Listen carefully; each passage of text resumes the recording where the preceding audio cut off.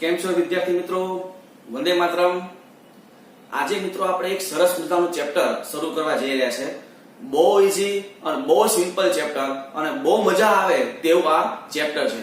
તો ચેપ્ટર વિશે થોડુંક જોઈએ પહેલા આપણે. જો તો ચેપ્ટર નામ છે સુરેખ અસમતાઓ. એના નામ ઉપરથી આપણને ખ્યાલ આવે કે આમાં એક તો સુરેખ પદાવલી હશે. સુરેખ, તમે 10મા ધોરણમાં દ્વિચલ સુરેખ સમીકરણ ભણી ગયા છો એટલે સુરેખ શબ્દથી તમે આરામથી વાકેફ છો.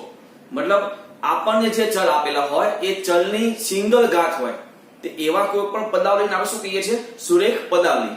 અને આ સુરેખમાં અહીંયા અસમતાઓ કીધા છે. તો આ અસમતાઓ એટલે શું અને અસમતાનો મતલબ શું થાય, એનો અર્થ શું થાય એ પહેલા આપણે સમજીએ. અને બહુ મજા આવે તેવું ચેપ્ટર છે, ધ્યાનથી જોજો. જો શું કહે છે અસમતાઓ? બે વાસ્તવિક સંખ્યાઓ, બે સંખ્યા હોય વાસ્તવિક સંખ્યા, ધારો કે 2 અને 3. તો 2 અને 3 એ બે વચ્ચે આપણે કયો સંબંધ બતાવી શકીએ? તો સીધી વાત છે, આપણે એવું કહી શકીએ 2 કરતા 3 મોટું છે. આવું કહેવાય ને, 2 કરતા 3 મોટું છે. જો 2 કરતા 3 મોટું હોય તો આને મારે સંકેતમાં લખવું હોય તો શું લખાય? 2 less than 3. 2 less than 3. તો આ જે લેસ ધેન છે ને એને અસમતા કહેવાય.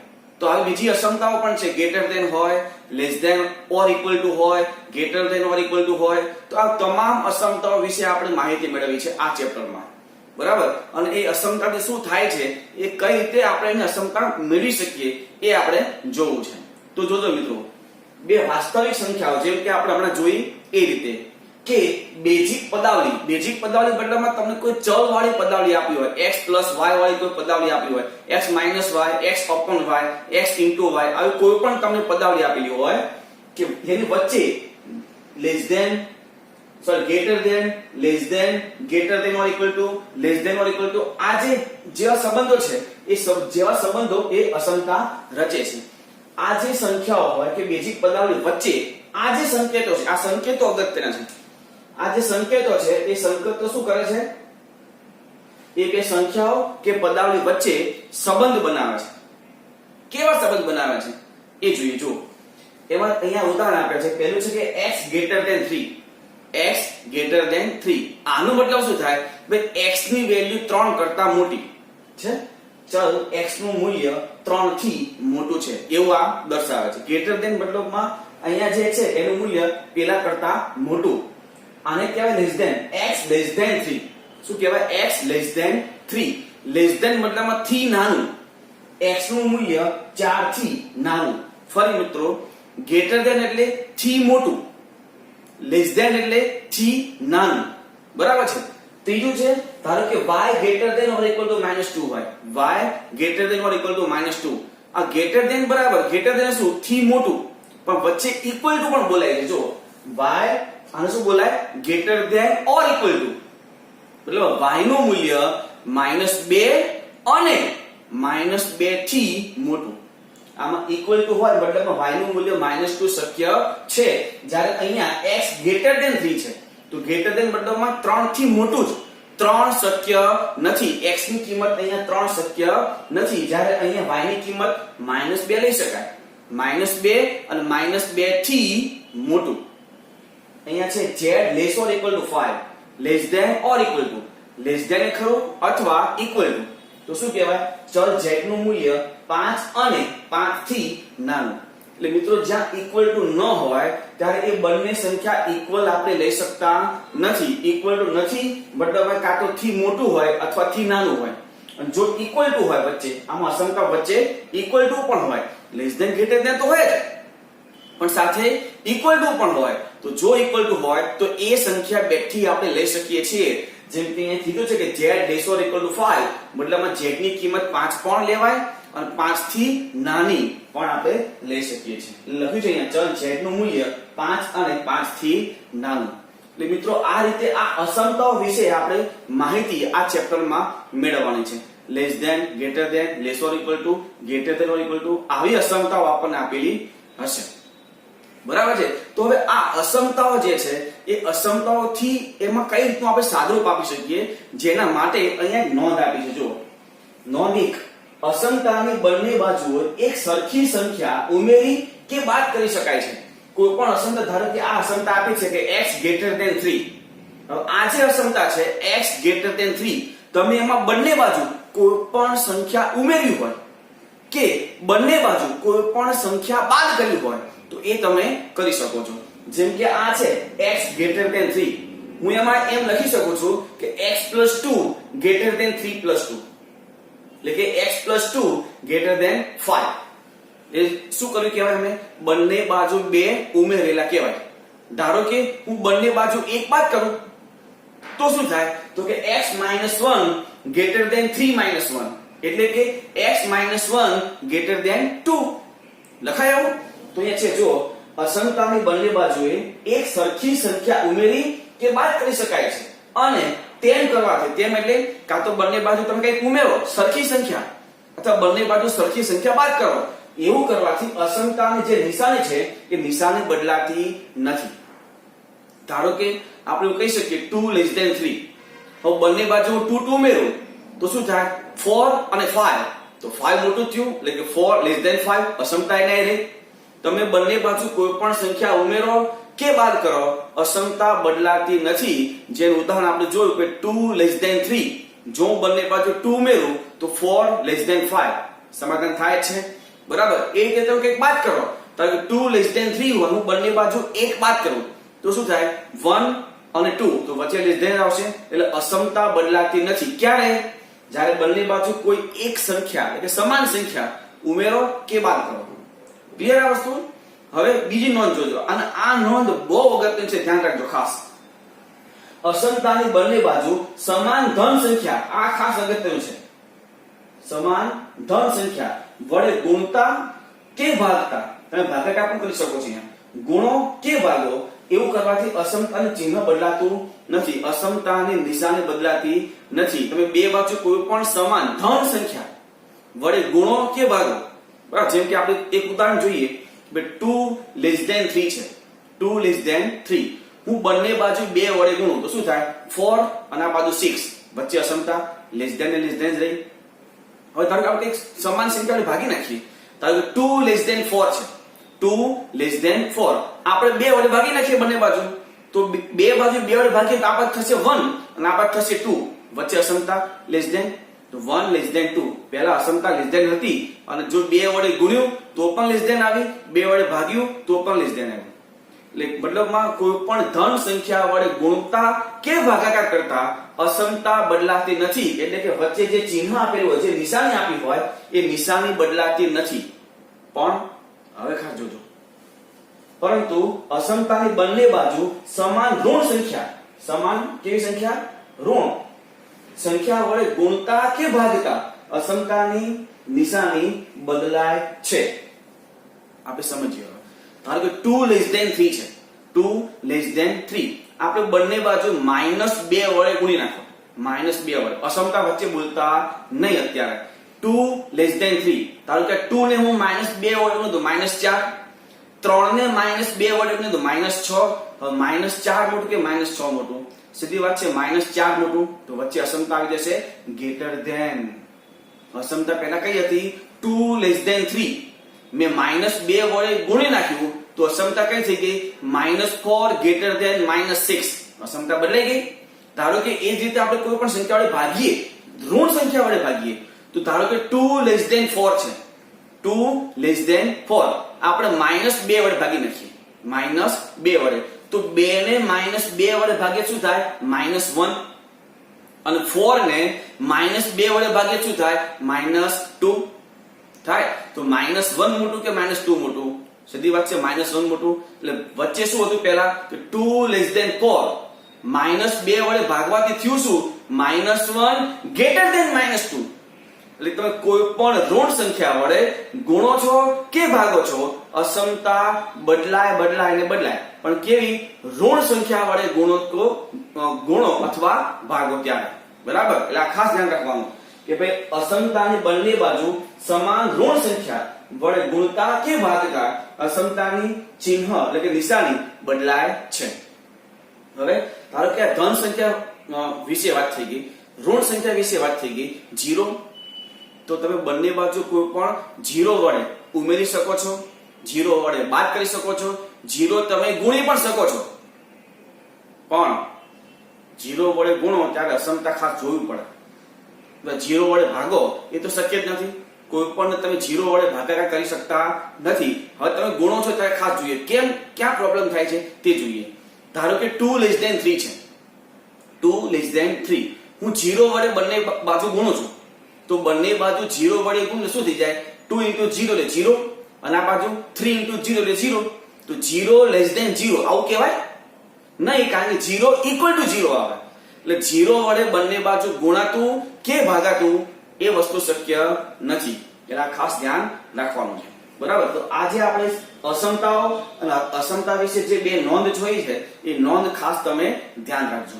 બરાબર છે. આપણે થોડાક આ અસમતાઓ પર આધારિત કેવા એક્ઝામ્પલ આવે છે એ જોવા છે. તો એ જોઈએ આગળ. તો જોજો અહીંયા એક્ઝામ્પલ છે મિત્રો, મેં રકમ લખી છે અહીંયા. તો રકમ જો પહેલું શું કહે છે કે પ્રાકૃતિક સંખ્યા x માટે અને બીજું શું કહે છે પૂર્ણાંક સંખ્યા x માટે. એક છે પ્રાકૃતિક સંખ્યા અને એક છે પૂર્ણાંક સંખ્યા માટે 30x < 200 એનો ઉકેલ મેળવવો છે. ઉકેલ મતલબમાં x ની કિંમત મેળવવાની. બરાબર. જ્યાં જ્યાં તમને એમ કે ઉકેલ મેળવો તો એ સમીકરણમાં અથવા એ અસમતામાં જે ચલ આપેલા હોય, એક ચલ હોય તો એક, અને અમુક વખતે બે ચલ આપેલા હોય, જેમ કે દ્વિચલ સુરેખ સમીકરણ એમાં બે ચલ હતા, તો આવા અસમતામાં પણ આગળ બે ચલ આવશે. તો જ્યારે બે ચલ વાળો કોઈ અસમતા હોય અને એનો ઉકેલ મેળવવો હોય ત્યારે આપણે બે ચલના કિંમતો મેળવવી પડે. જ્યારે અહીંયા એક જ ચલ છે તો આપણે x ની કિંમત મેળવવાની. ક્યારે? જ્યારે તે એક વખત પૂર્ણાંક હોય ત્યારે અથવા એ પ્રાકૃતિક હોય ત્યારે. બરાબર. તો પહેલા શું કરીએ, આ જે અસમતા આપણને આપી છે એમાં આપણે શક્ય હોય એટલું સાદુરૂપ આપી દઈએ. બરાબર. તો પેલા સાદુરૂપ આપી દઈએ. તો જો રકમ લખીએ પહેલા શું થાય કે ભાઈ 30x < 200. આપણે 30 આ બાજુ લઈએ, એટલે આ જે 30 છે એને આ બાજુ જો લઈ જઈએ તો 30 અહીંયા અત્યારે ગુણાકારમાં છે અને આ બાજુ જાય તો ક્યાં થઈ જાય, ભાગાકારમાં. તો શું લખા, અને બીજી વાત 30 જે છે એ ધન સંખ્યા છે, ઋણ સંખ્યા નથી. તો ઋણ સંખ્યા તમે આ બાજુ લઈ જાઓ તો અસમતા બદલાય. મિત્રો ખરેખર એવું હોય કે 30 આ બાજુ આવે એવું આપણે આપણા સરળતા માટે વિચારીએ છીએ. ખરેખર એવું નથી. ઓરિજિનલ પ્રોસેસ કઈ છે, હું બંને બાજુ 30 વડે ભાગું છું, એ ઓરિજિનલ પ્રોસેસ છે.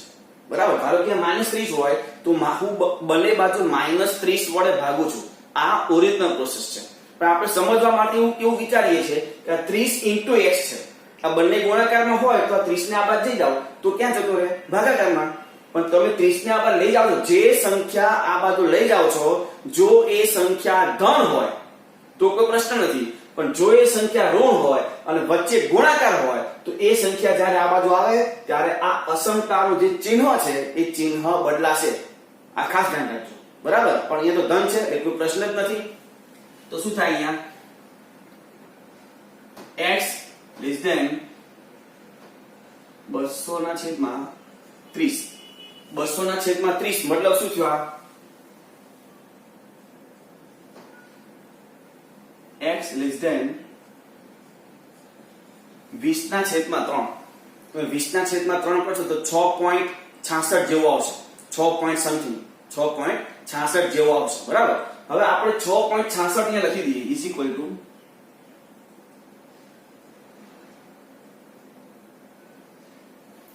66.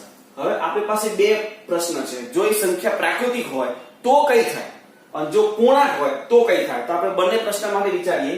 એમાં પહેલા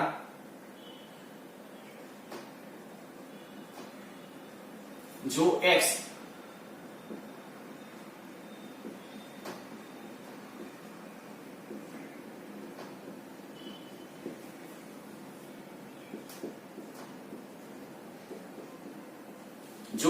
પ્રાકૃતિક સંખ્યા હોય તો x = શું લખાય? હવે પ્રાકૃતિક સંખ્યા એટલે શું? તો belongs to n. 1 2 3 4 5 6 7 8 9 10 .. બરાબર. આ થાય પ્રાકૃતિક સંખ્યા એટલે. પણ અહીંયા શું કહે છે, x < 6.66. x < 6.66 મતલબમાં x ની કિંમત 6.66 થી નાની. x ની કિંમત 6.66 થી નાની અને x પાછો કેવો, પ્રાકૃતિક. તો 6.66 થી નાની પ્રાકૃતિક સંખ્યાઓ કઈ? એ પ્રાકૃતિક સંખ્યાઓ બધી આપણે અહીંયા છગડીયા કૌંસમાં લખી દઈશું. 1 2 3 1 થી 6 એ પ્રાકૃતિક સંખ્યાઓ થશે, થાય ને? બરાબર. હવે બીજું શું કહે છે? જ્યારે x કેવું હોય? પૂર્ણાંક સંખ્યા. લખાય છે જો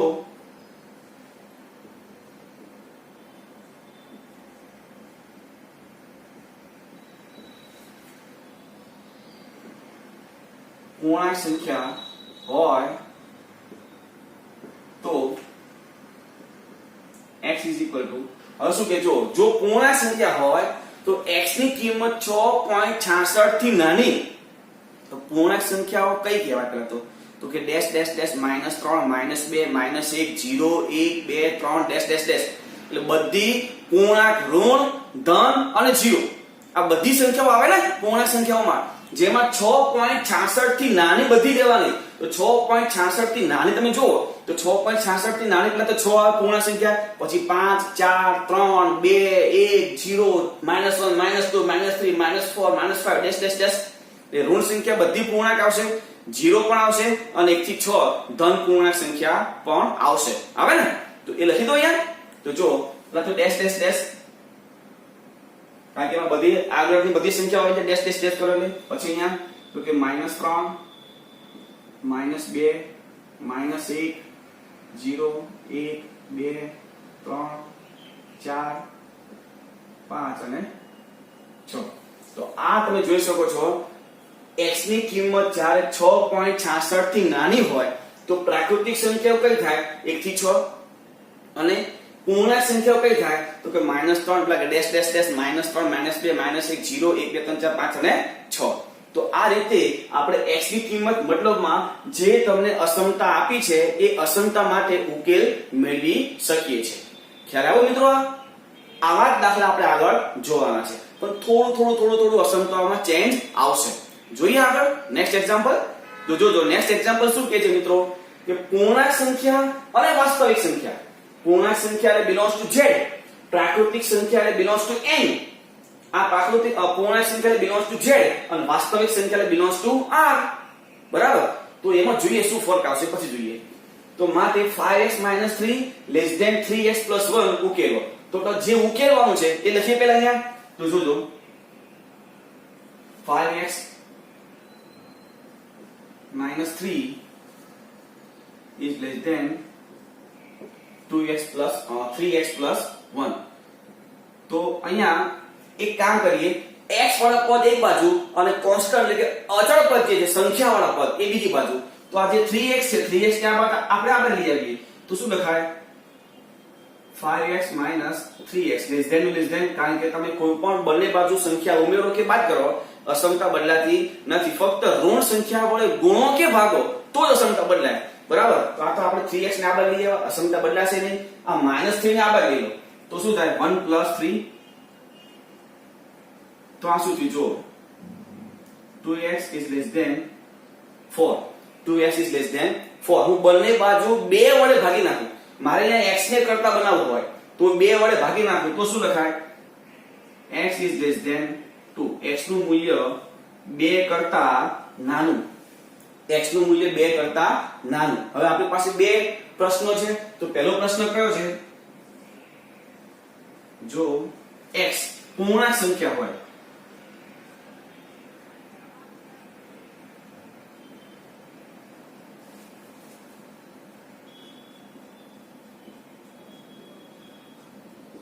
જો x એ પૂર્ણાંક સંખ્યા હોય તો 2 થી નાની પૂર્ણાંક સંખ્યાઓ કઈ? તો પૂર્ણાંક સંખ્યાઓમાં ઋણ પૂર્ણાંક પણ આવે, 0 પણ આવે અને ધન પૂર્ણાંક પણ આવે. તો આમાં જે પણ 2 થી નાની હોય એ બધું છગડીયા કૌંસમાં લખી દો. તો છગડીયા કૌંસમાં લખીએ ઋણ બધી સંખ્યા આવશે. તો -3 -2 -1 0. જોજો 2 થી નાની છે હો. 1 હવે 2 આવશે. 2 એ 2 થી નાની કહેવાય નહીં. તો અહીંયા આપણે છગડીયો કૌંસ પૂરો. બરાબર છે? તો આ શું થઈ ગયું? પૂર્ણાંક સંખ્યા માટે કામ થઈ ગયું. હવે બીજું શું કે વાસ્તવિક સંખ્યાઓ માટે. તો બીજું જો x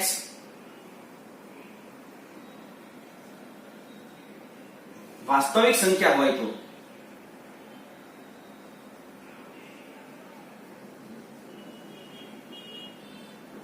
હવે મિત્રો આ ખાસ અગત્યનું છે, વાસ્તવિક સંખ્યા માટે બહુ અગત્યનું છે, પણ એ જોઈએ એના પહેલા હું તમને બે ત્રણ આપણે ચર્ચા કરી લઈએ. જો ધારો કે પ્રાકૃતિક સંખ્યા હોય, પ્રાકૃતિક સંખ્યા, તો પ્રાકૃતિક સંખ્યામાં એક પછી કઈ સંખ્યા આવે તો કે 2, બે પછી તો કે 3, 3 પછી તો કે 4.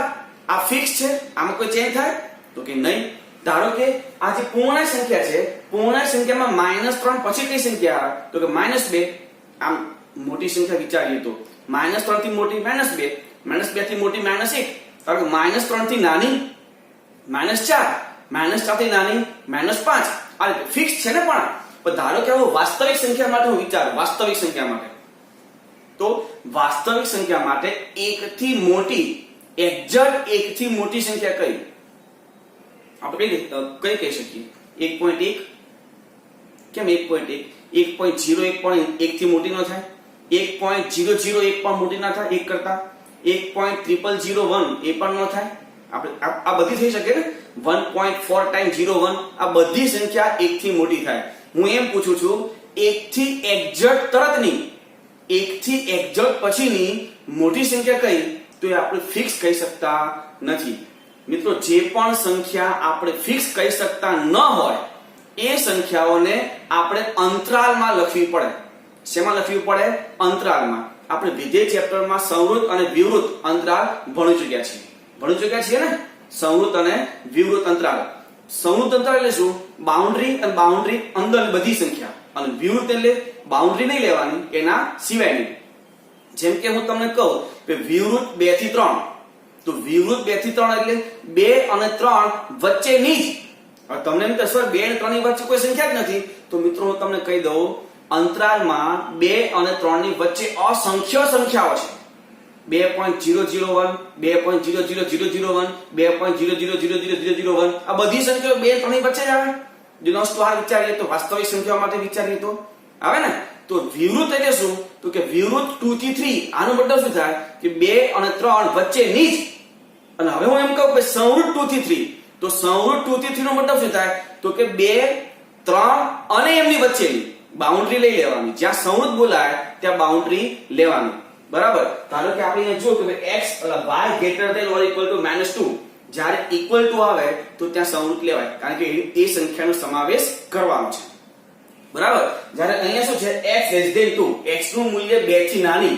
હવે 2 થી નાની ક્યાં સુધી એ આપણને ખબર નથી. તો 2 થી નાની તમે સંખ્યા જો તો ક્યાં ઇન્ફાઇનાઇટ તરફ જાય, પણ કેવું? Minus infinite. એટલે એક વસ્તુ ક્લિયર છે કે એનું મૂલ્ય માઇનસ ઇન્ફાઇનાઇટ થી 2. હવે આમાં 2 નો સમાવેશ કરવાનો છે. 2 આમાં આવશે. x નું મૂલ્ય 2 શક્ય છે. જો x નું મૂલ્ય આમાં 2 શક્ય ન હોય તો અહીંયા કયો અંતરાલ આવશે? 2 આગળ વિવૃત એટલે કે ગોળ કૌંસ. જો સમાવેશ થતો હોય, અહીંયા 2 નો સમાવેશ થતો હોય તો ત્યાં આવશે સંવૃત, મતલબમાં ચોરસ કૌંસ. પણ અહીંયા 2 નો સમાવેશ થતો નથી એટલે આવશે અહીંયા વિવૃત એટલે કે ગોળ કૌંસ. બીજું મિત્રો, જ્યાં પણ પ્લસ ઇન્ફાઇનાઇટ કે માઇનસ ઇન્ફાઇનાઇટ બેમાંથી કોઈ પણ હોય, ઇન્ફાઇનાઇટ એ ચોક્કસ કોઈ સંખ્યા નથી. એટલે જ્યાં પણ ઇન્ફાઇનાઇટ કે માઇનસ ઇન્ફાઇનાઇટ હોય ત્યાં હંમેશા વિવૃત અંતરાલ આવશે. ઇન્ફાઇનાઇટમાં ક્યારે પણ સંવૃત લેવું નહીં. આ ખાસ ધ્યાન રાખજો. બરાબર. એટલે અહીંયા પણ શું આવશે? ઇન્ફાઇનાઇટ. એ x એ એની અંદર હશે, ત્યાં શું આવશે? Belongs to. એને આપણે ઇક્વલ ટુ કહી શકતા નથી. બરાબર છે. તો આ જે છે એ આપેલ આ અસમતાનો ઉકેલ પૂર્ણાંક સંખ્યા માટે અને વાસ્તવિક સંખ્યા માટે. બરાબર. એટલે ખાસ ધ્યાન રાખજો, જ્યાં પણ તમને પ્રાકૃતિક સંખ્યા આપી હોય તો ત્યાં તમારે સબળે કૌંસમાં એનો ઉકેલ લખવાનો હોય. પૂર્ણાંક સંખ્યા આપી હોય એ પણ સબળે કૌંસમાં લખવાનો હોય, કારણ કે આપણને એક્ઝેક્ટ કોઈ પણ સંખ્યાની પછીની એક્ઝેક્ટ સંખ્યા કઈ એ આપણને ખ્યાલ છે. પણ જ્યારે તમને વાસ્તવિક સંખ્યા પૂછી હોય ત્યાં કોઈ પણ સંખ્યાને એક્ઝેક્ટ પછીની કે આગળની કોઈ પણ સંખ્યા આપણને એક્ઝેક્ટ ખ્યાલ નથી. જો એ ખ્યાલ નથી મતલબમાં એને આવશે લખવું પડે અંતરાલમાં.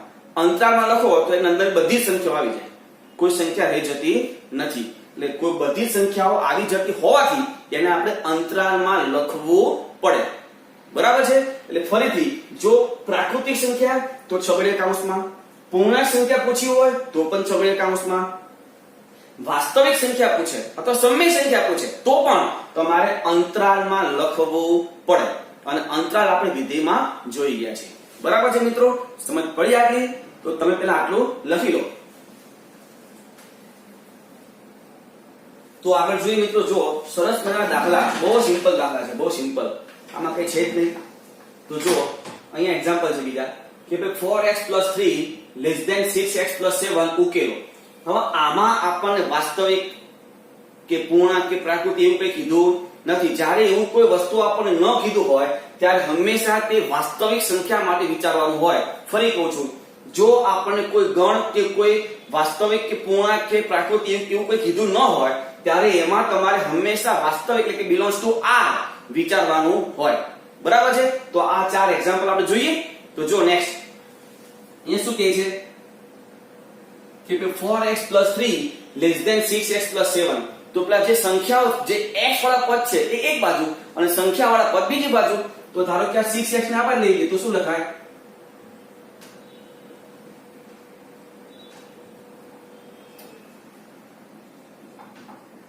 અને 3 પેલી બાજુ જવા દઈએ. 6x આ બાજુ, 3 પેલી બાજુ. તો 4x - 6x < 7 - 3. આ શું થશે? તો કે -2x પેલું શું થાય? 4. તો -2x < 4. હવે મારે અહીંયા જો x ને કરતા બનાવવું હોય તો શું કરવું પડે? -2 વડે ભાગવું પડે. અને -2 વડે ભાગવું તો આ જે જે અસમતા છે એ અસમતાનું ચિહ્ન બદલાઈ જાય. અને ચિહ્ન બદલાય તો શું થઈ જાય? < શું થઈ જાય? Greater than. તો અહીંયા શું લખાય? x < -2.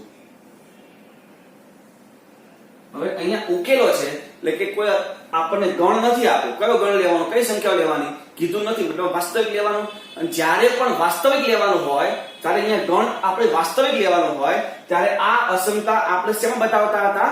અંતરાલમાં. અહીંયા વાત થઈ ને આપણે અંતરાલની, તો એ આપણે અંતરાલમાં બતાવશું. તો શું થશે અહીંયા? therefore x belongs to, જો તો -2 કરતા મોટી -2 એમાં લેવાની નહીં. તો -2 માં કયો કાઉન્સ આવશે? વિવૃત.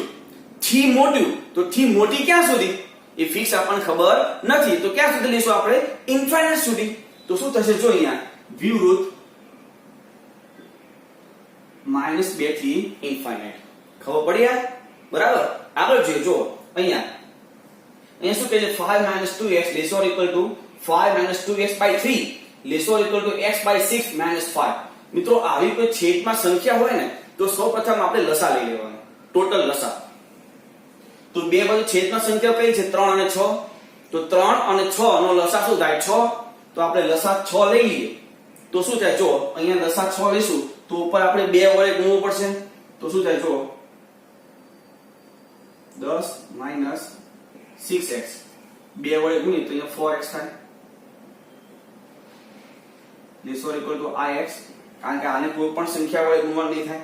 આને 6 વડે ગુણીએ તો 30. બરાબર છે? હવે x વાળા પદ એક બાજુ અને સંખ્યા વાળા પદ બીજી બાજુ. તો આ x છે ને આ બાજુ લઈ આવો, આ 10 ને પેલી બાજુ જવા દઈએ. તો શું થાય? જો -4x - x = -30 -10 આ થશે -5x અને આ થશે -40.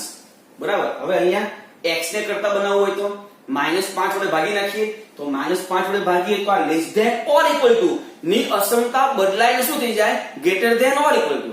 ની અસમતા બદલાય તો greater than, અને < ની અસમતા બદલાય તો greater than or equal to. તો અહીંયા શું થશે? x < > 8. મતલબમાં x belongs to, જો તો 8 અને 8 થી મોટી, આમાં 8 નો સમાવેશ થાય એટલે જ્યાં 8 હશે ત્યાં કેવો કાઉન્સ આવશે? ચોરસ સંવૃત્ત કાઉન્સ. કારણ કે એનો સમાવેશ કરવાનો છે. અને 8 થી મોટી, તો મોટી ક્યાં સુધી? તો ખબર નહીં, મતલબમાં ઇન્ફાઇનાઇટ સુધી, મતલબમાં સંવૃત્ત 8 થી મોટી. ખ્યાલ આવે છે મિત્રો? અંતરાલ કઈ રીતે લખવો તે હજી આપણે આગળ જોઈએ. જો અહીંયા શું કહે છે? 7x + 3 < 5x + 9. તો એમાં એને ઉકેલવાનો છે અને એનો આલેખ જે હશે એ આપણે સંખ્યા રેખા ઉપર પણ દર્શાવવાનો છે. તો પહેલા એને ઉકેલીએ, પછી જે પણ આલેખ હશે એને આપણે સંખ્યા રેખામાં દર્શાવશું. બરાબર. તો એ જે રકમ છે એમાં આપણે ડાયરેક્ટ શું કરીએ? x વાળા પદ એક બાજુ અને સંખ્યા વાળા પદ બીજી બાજુ. મતલબ પેલા જે 5x છે તે આગળ લઈ લો તો શું થાય જુઓ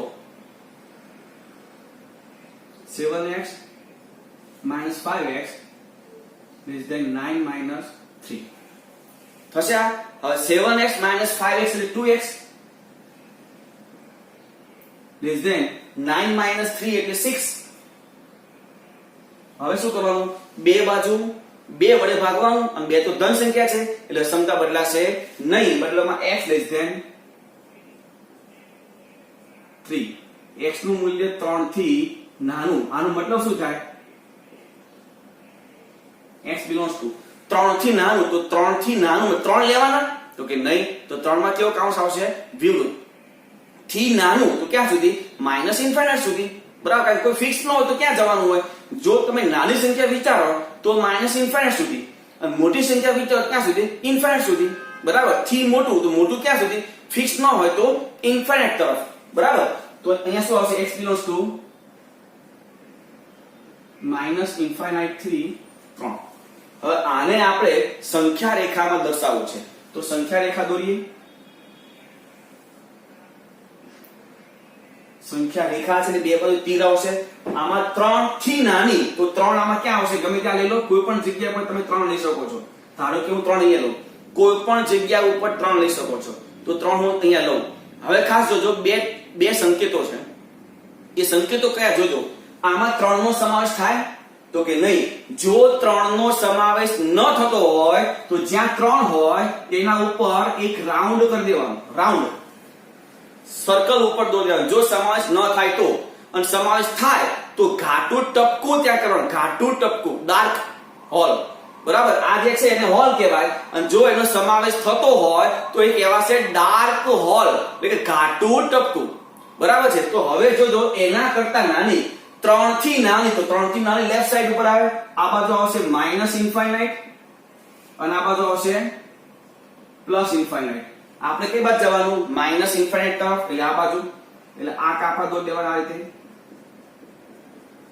તો આ થઈ ગયું સંખ્યા રેખા ઉપર આપેલ ઉકેલ નું નિરૂપણ બરાબર સંખ્યા રેખા ઉપર આપણે દોરી દીધું નેક્સ્ટ તો અહીંયા જે છે આમાં જો છેદમાં સંખ્યા છે એટલે કે આના જેવો એક્ઝામ્પલ જો અને છેદમાં સંખ્યા હોય તો શું કરવાનું સંખ્યાઓનો લસા તો છેદમાં સંખ્યાઓ કઈ છે 2 અને 4 તો 2 અને 4 નો લસા 4 થશે તો લસા 4 લઈ લઈએ પહેલા પછી જોઈએ આગળ તો અહીંયા 4 નો લસા લીધું ઉપર 2 વડે ગુણવું પડશે એટલે કે 6x - 8 ગેટ અહીંયા છેદમાં 4 છે તો ગુણવાની જરૂર નથી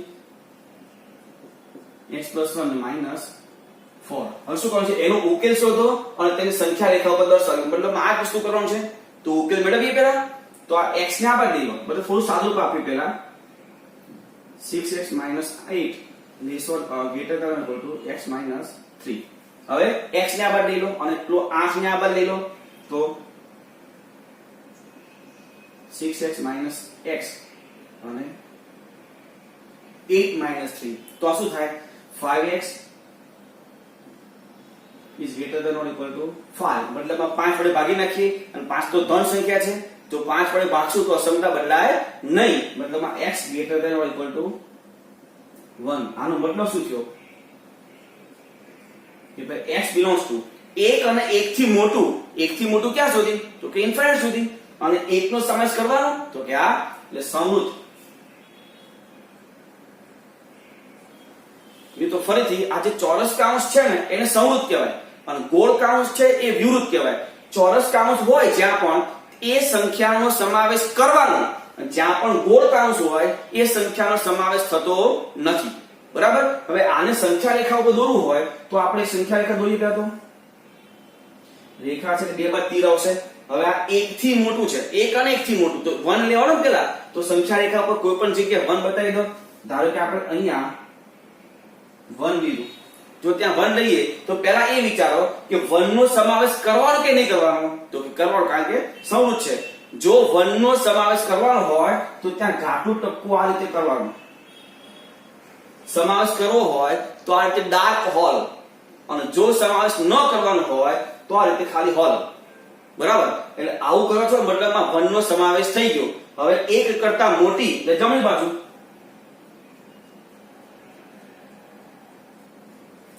આ રીતે બરાબર છે ખબર પડી તો તમે આટલું લખી લો.